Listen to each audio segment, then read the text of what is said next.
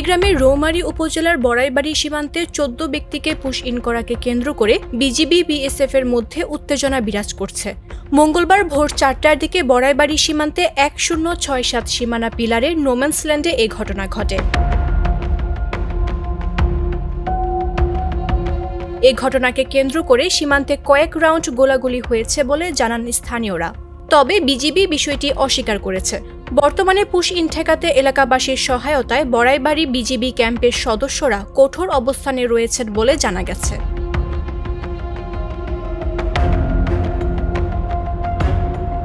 স্থানীয় ও একাধিক সূত্র জানায়, মঙ্গলবার ভোর ৪টার দিকে অবৈধভাবে ১৪ জন নারী পুরুষকে বড়াইবাড়ি সীমান্ত দিয়ে পুশ ইন করে ভারতীয় সীমান্ত রক্ষী বাহিনী বিএসএফ। বিষয়টি বুঝতে পেরে পুশ ইন ঠেকাতে বাধা দেয় বর্ডার গার্ড বাংলাদেশ। এ নিয়ে বিজিবি ও বিএসএফ এর মধ্যে উত্তেজনা সৃষ্টি হয়। পরে বিজিবির পক্ষ থেকে পতাকা বৈঠকের আহ্বান জানানো হলেও বিএসএফ এর পক্ষ থেকে কোনো সাড়া মেলেনি বলে জানা গেছে।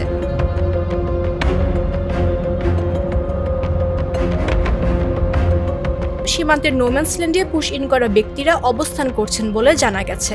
এদের মধ্যে ৯ জন পুরুষ ও ৫ জন নারী। তারা সবাই ভারতের বান্দরবন জেলার বাসিন্দা বলে প্রাথমিকভাবে স্থানীয় সূত্রে জানা গেছে। তবে জামালপুর ব্যাটালিয়ন ৩৫ বিজিবির সহকারী পরিচালক ভারপ্রাপ্ত অ্যাডজুট্যান্ট শামসুল হক জানান, বিএসএফ অবৈধভাবে পুশ ইনের চেষ্টা করলে আমাদের বিজিবি বাধা দেয়। পুশ ইন করা ব্যক্তিরা কোন দেশের নাগরিক তা জানা যায়নি। তারা ২ দেশের শূন্য রেখায় আছে। ঘটনাস্থলে ঊর্ধ্বতন কর্তৃপক্ষ গেছে, কিন্তু কোনো গোলাগুলির ঘটনা ঘটেনি।